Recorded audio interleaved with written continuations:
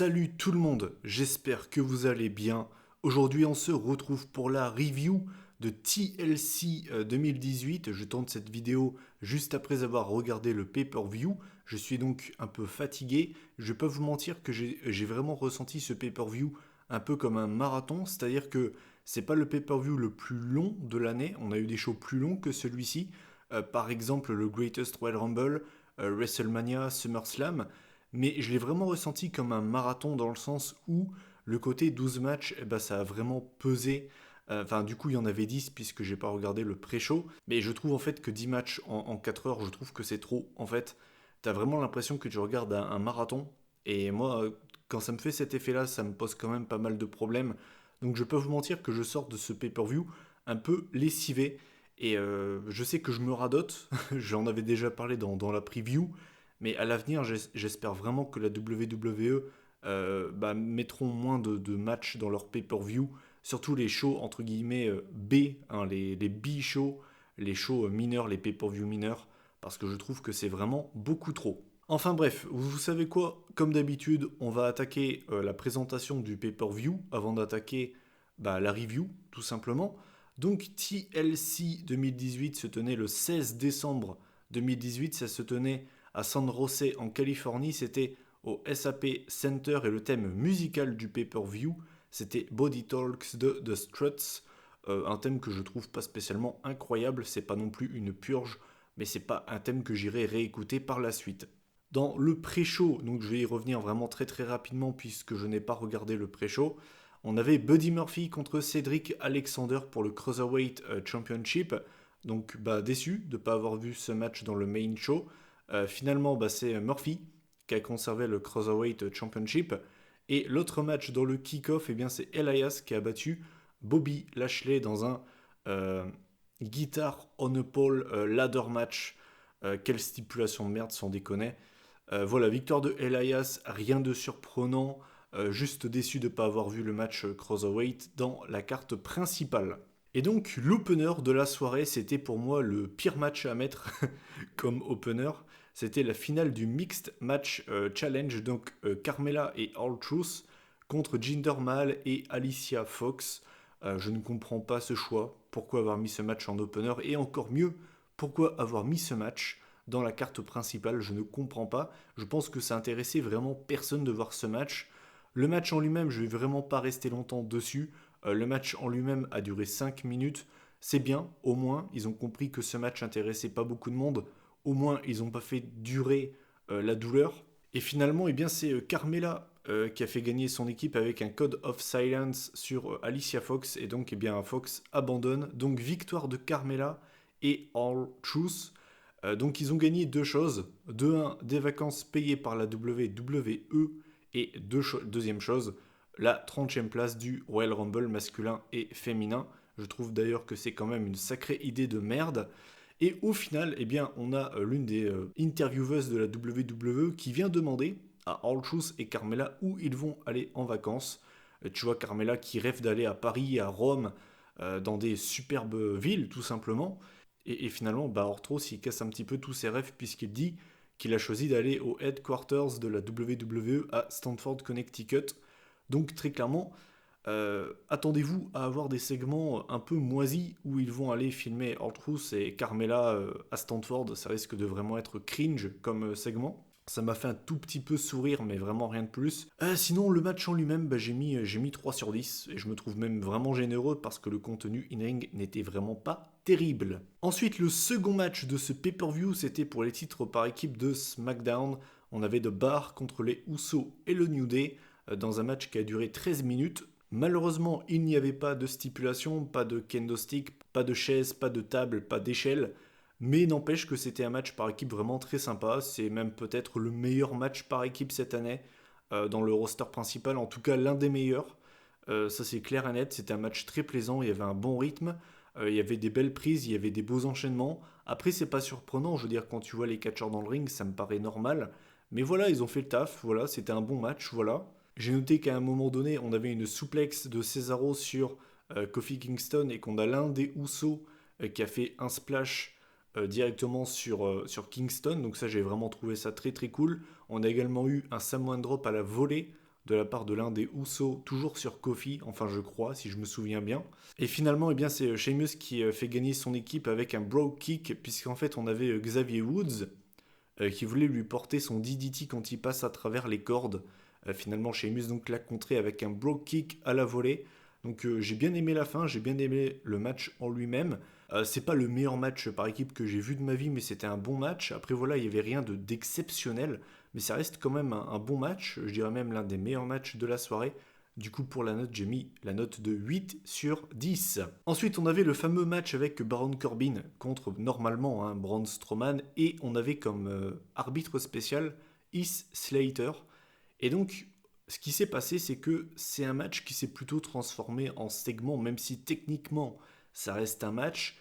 Exceptionnellement, je ne vais pas le noter. D'habitude, je note tous les matchs, même quand les matchs sont pourris, même quand c'est des matchs qui ne sont pas prévus. Les seuls matchs d'habitude que je ne note pas, ce sont les cash-in de Money in the Bank, puisque avec ce genre de match, tu sais d'avance que le match sera court, sera pas excellent, et qu'en plus de ça, c'est des matchs qui ne sont pas prévus. Donc, d'habitude, je le fais seulement pour ce style de match, mais là, exceptionnellement, j'ai décidé de ne pas le noter parce que pour moi, ça ressemblait vraiment plus à un segment qu'à un match.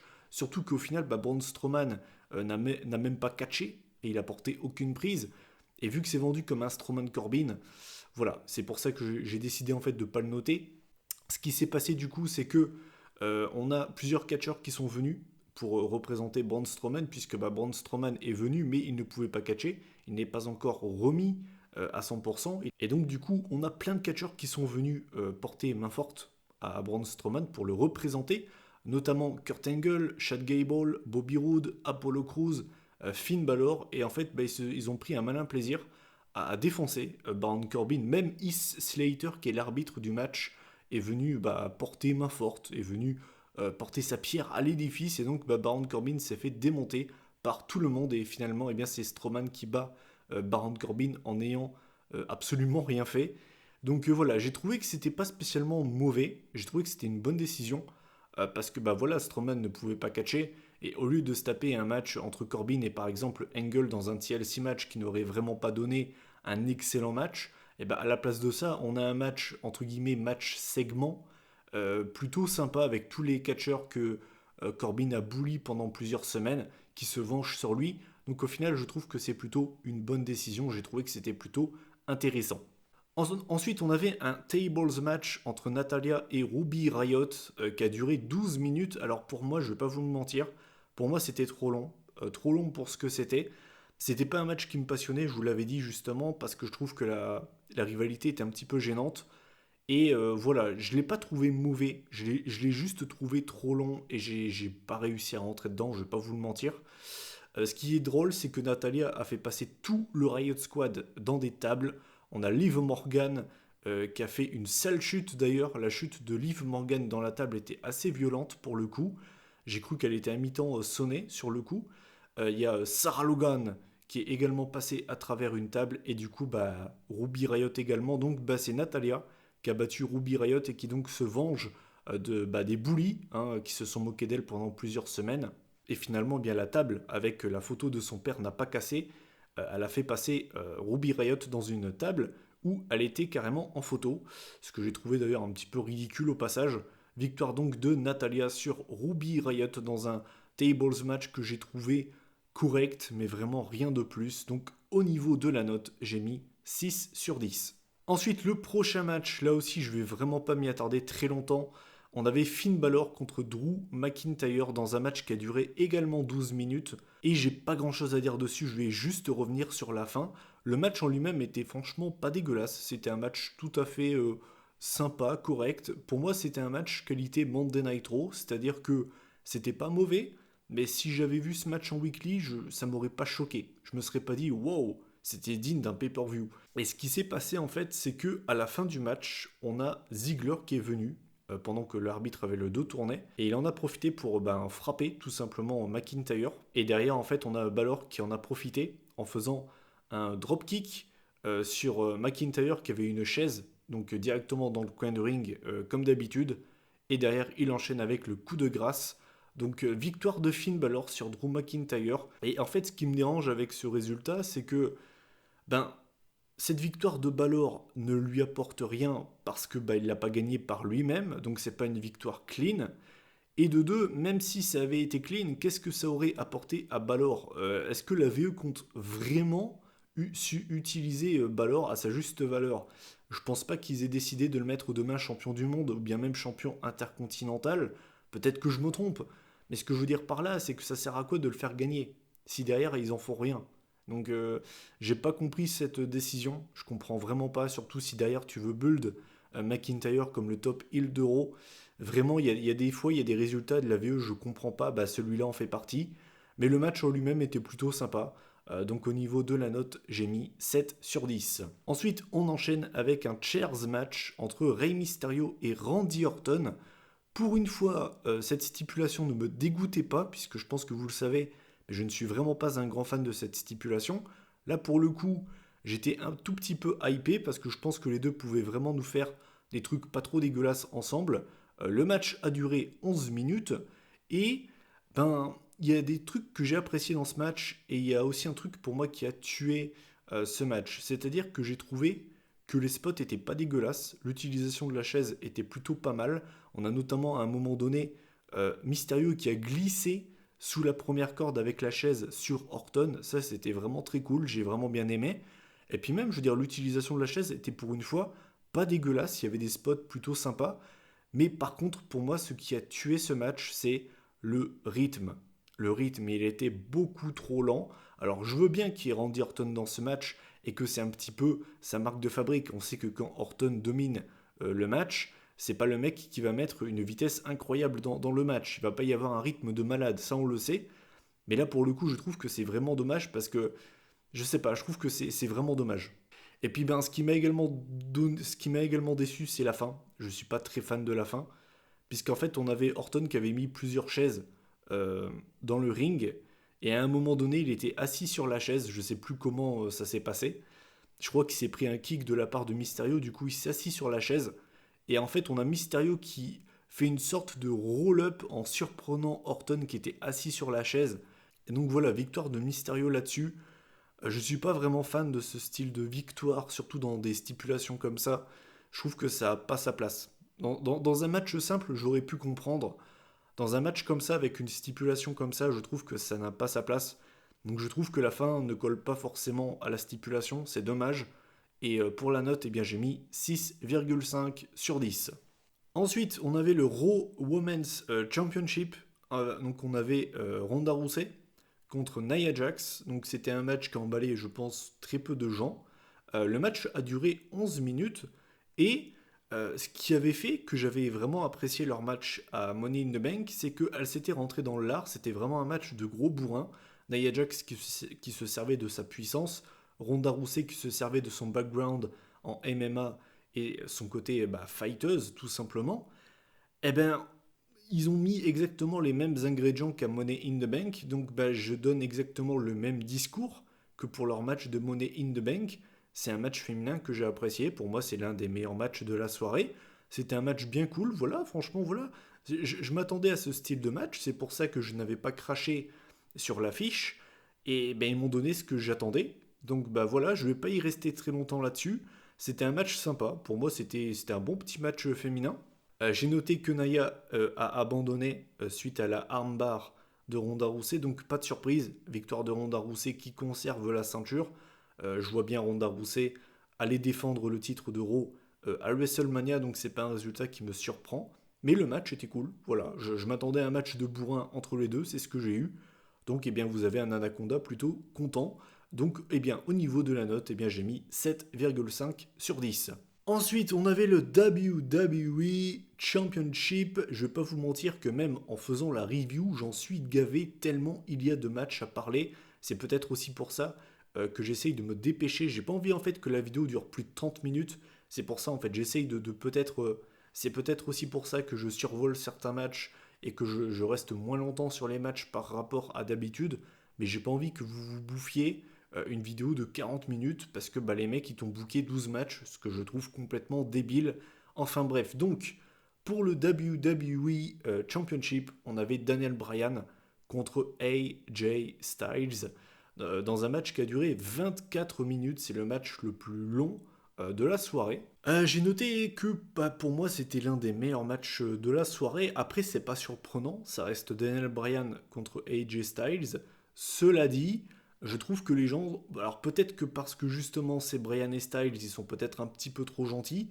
J'ai trouvé les gens peut-être un petit peu trop gentils avec ce match. Ça reste un bon match. Attention, hein, je ne crache pas sur la qualité du match. Je dis juste que en ayant Bryan et Styles, je m'attendais à mieux. Ils ont eu 24 minutes, c'était largement suffisant. Je ne sais pas ce que vous en avez pensé. N'hésitez pas à réagir en commentaire. Je trouve que par rapport au potentiel qu'on peut avoir entre les deux, ben, je trouve le match un tout petit peu décevant. Ça reste un bon match, hein, attention. C'est un match que j'ai apprécié, notamment grâce au selling des deux lutteurs. Quand les deux subissaient des soumissions, bah, il vendait du feu de Dieu, donc bah, du coup bah, ça rendait le match vraiment très cool, surtout Brian qui vend vraiment excellemment bien. Et voilà, grâce à ça, bah, ça a donné lieu à un match plutôt technique, c'était bien sympa, voilà. Et j'ai noté que AJ a résisté au label lock, hein, puisque bah, maintenant ça ne s'appelle plus le no lock ou bien le yes lock, c'est le label lock. Et finalement, ce qui s'est passé, c'est qu'on a Styles qui tente un roll-up sur Brian. En fait, Brian contre le roll-up en faisant un autre roll-up. Et bah, Brian gagne là-dessus. Victoire de Daniel Bryan sur un roll-up. Et là aussi, ça me dérange en fait. Je suis pas fan de cette fin. Moi, je suis désolé. On a Daniel Bryan contre AJ Styles pour le WWE Championship. Ça se finit sur un roll-up. Sérieusement. Sérieusement. Ils avaient pas un truc plus. Je sais pas, un truc un peu plus marquant que ça. Qui avait un peu plus de gueule que ça. Moi, je trouve que c'est vraiment dommage. Le match en lui-même est cool, il n'y a pas de souci. Mais la fin, quoi. Non, pas comme ça, quoi. Pas comme ça. Pas avec ces deux catcheurs, pas avec l'histoire, pas avec leur palmarès. Je trouve que c'est vraiment dommage. Mais cela dit, le match était vraiment très cool entre les deux. Là-dessus, il n'y a pas de souci. Donc pour la note, eh bien, j'ai mis un 8 sur 10.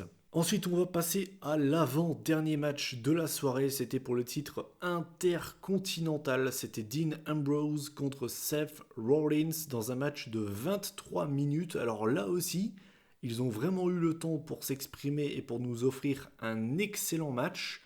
Et ce match m'a déçu. On a d'ailleurs eu le droit à des This is boring de la part du public. Et moi, j'étais exactement dans le même mood que eux. En tout cas, pendant une partie du match, je trouvais le match vraiment très chiant. Et je pense qu'il y a deux raisons à cela. La première raison, pour la énième fois, je vais en parler, désolé, mais c'est le nombre de matchs. En tout cas, moi je vous donne mon ressenti. À ce moment-là, j'en avais plein le cul.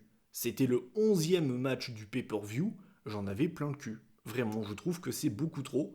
Et j'en avais vraiment marre.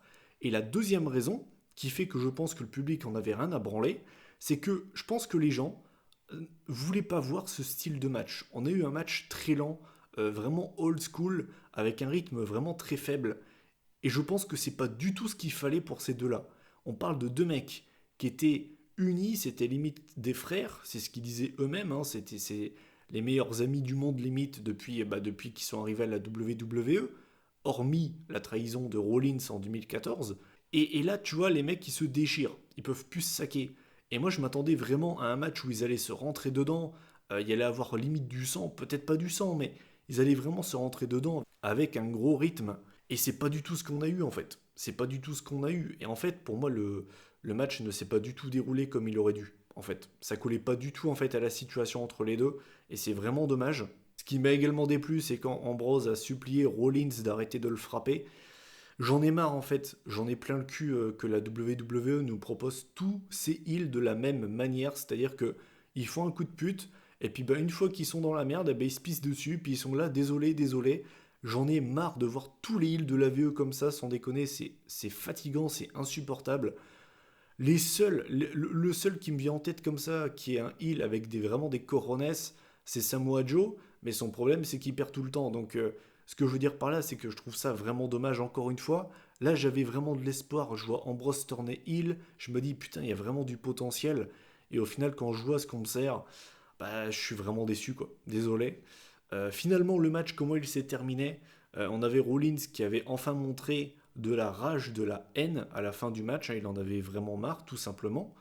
Et en fait, il se fait surprendre par un Dirty Deeds de la part de Dean Ambrose. Et c'est comme ça que le match se termine. Donc, victoire de Dean Ambrose, qui devient le nouveau champion intercontinental. C'est triste à dire, mais ça m'intéresse limite pas. Enfin, en tout cas, ça m'a pas spécialement hypé pour la suite. Le règne de Rollins était fantomatique. On oubliait limite presque par moment qu'il était champion. Donc le fait que son règne soit terminé, j'en ai un petit peu rien à foutre, franchement. Et le match m'a déçu, donc belle déception, ce match, qui, attention, n'est pas dégueulasse, hein, c'est pas un mauvais match, mais je m'attendais à bien mieux que ça. Donc pour la note, j'ai mis un 7 sur 10. Et enfin, le main event de la soirée, c'était le match que tout le monde attendait très clairement. C'était le Triple Threat TLC match pour le SmackDown Women's Championship. On avait donc Becky Lynch contre Asuka et Charlotte. Le match a duré 23 minutes.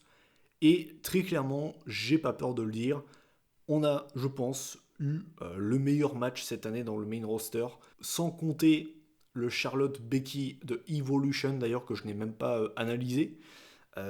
D'ailleurs, je pense que je ferai une review de Evolution l'année prochaine. Je ne sais pas quand je la sortirai, mais je pense qu'elle sortira l'année prochaine. Bref, note à part. Voilà, pour moi, c'est le meilleur match cette année dans le roster principal. Hommes et femmes confondus avec le main event de Evolution. C'était un excellent match. La stipulation a été respectée. Table, chaise, échelle ont servi. Kendo stick également. On a en plus de ça eu des spots mémorables, notamment le spear de Charlotte sur Asuka à travers la barricade. Et ce qui est bien en plus de ça, c'est qu'on ne la voit pas arriver Charlotte d'habitude.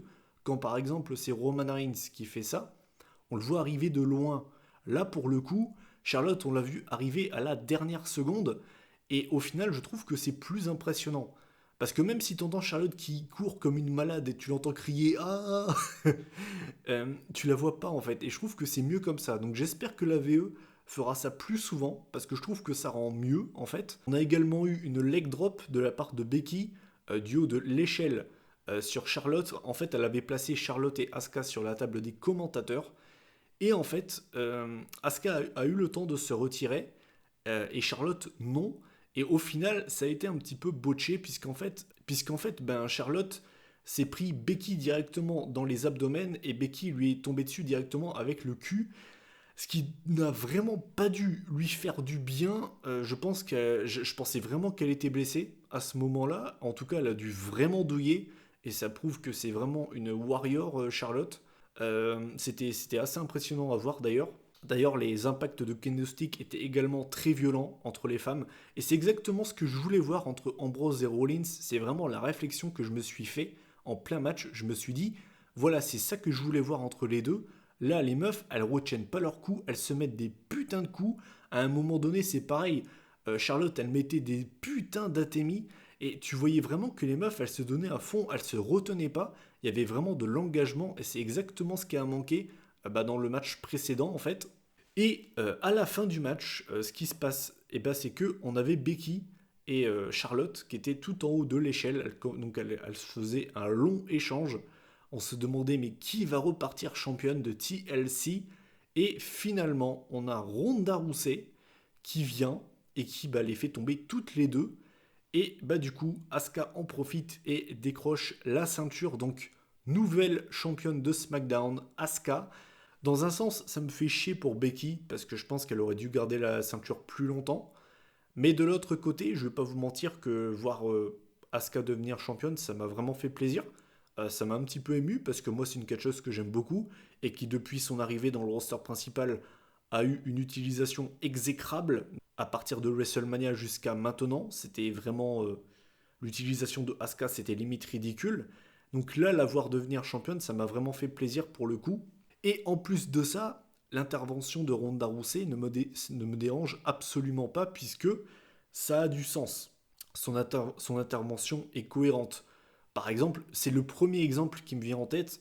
Je me rappelle pour Money in the Bank 2015, on avait Roman Reigns qui allait décrocher la mallette, et t'as Bray Wyatt qui vient de nulle part et qui coûte le match à Reigns. Ça sort de nulle part, ça n'a aucun sens.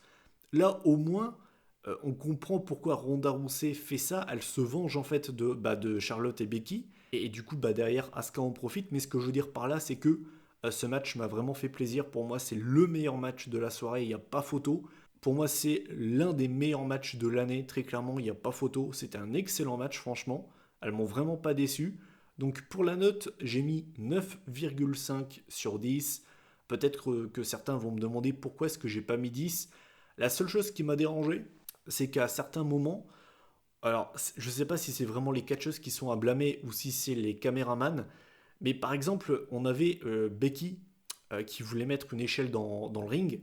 Elle était en train de bien la placer. Elle voyait que Charlotte, elle mettait un petit peu trop de temps à arriver. Donc en fait, elle rebroussait chemin, elle remettait l'échelle. Donc au niveau du timing, par moment, ça faisait un petit peu tâche. C'est vraiment dommage. C'est le seul truc en fait que j'ai retrouvé à dire. Mais sinon, le match, il était vraiment génial.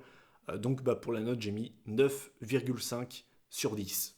Et bien voilà. Et bien écoutez, en faisant la moyenne de ce pay-per-view, on arrive à la moyenne de 6,94 sur 10. Je pense, sans me tromper, que c'est la meilleure moyenne que j'ai mis cette année pour un pay-per-view de la WWE. Et le bilan que j'ai à tirer de ce pay-per-view, c'est que, de 1, ce pay-per-view aurait pu être meilleur si certains matchs avaient eu des stipulations, d'autres non, et que certains matchs étaient retirés. Et ce qui est dommage, c'est que pour moi, il y a eu trop de matchs. En fait, mon bilan de ce pay-per-view, c'est que d'un côté, il est pas mauvais. Je veux dire, il y a vraiment très peu de mauvais matchs. Le seul vraiment mauvais match, la seule purge qu'on a, c'est l'opener, la finale du Mixed Match Challenge. C'est pour moi le seul mauvais match qu'on a vraiment de ce pay-per-view. Le truc en fait pour moi par contre, ce qui est drôle, c'est que pour moi en fait pour pouvoir vraiment apprécier ce pay-per-view, je pense qu'il faut le regarder en plusieurs fois. En fait pour moi il y a trop de matchs. Il y a vraiment trop de matchs, c'est voilà. Alors après, c'est comme ça que je le ressens. Peut-être que pour certains, c'est pas un problème. Mais honnêtement, pour moi, c'est pas un mauvais pay-per-view. C'est juste qu'il est même pas trop long. C'est juste qu'il y a trop de matchs. Il y a trop de matchs, entre guillemets, OSEF. Mais je peux pas dire que c'est un mauvais pay-per-view. C'est pas un mauvais pay-per-view. On a eu plusieurs matchs qui sont bons, voire même très bons. Je parle du main event. Donc non, je trouve que c'est pas un mauvais pay-per-view. Pour moi, c'est peut-être ouais, c'est l'un des meilleurs pay-per-view de l'année, je pense. Après, voilà, c'est pas compliqué, c'est clair. On s'est tapé une année de merde, ça c'est clair et net. Mais par exemple, j'ai préféré ce TLC là à l'année dernière. Donc, eh bien voilà. Je sais pas ce que vous en avez pensé. Donc, moi, je vous invite à réagir en commentaire sur ce pay-per-view. Qu'est-ce que vous en pensez? Quel est votre match préféré, celui que vous avez le moins aimé? Qu'est-ce que vous avez pensé tout simplement, globalement, de ce pay-per-view? Est-ce que vous le mettrez dans vos tops? Et puis voilà, moi je vais vous laisser. Comme d'habitude, je vous invite à commenter, liker, partager la vidéo si le cœur vous en dit. On se retrouve vendredi pour la prochaine vidéo. Je peux pas encore vous dire ce sera quoi, puisque je sais pas encore ce que je vais faire. J'ai plusieurs idées de vidéos, mais je sais pas laquelle je vais faire vendredi prochain. Donc on se retrouve vendredi pour la prochaine vidéo. Moi je vous souhaite d'ici là une bonne semaine. Allez, moi je vous laisse. Salut tout le monde.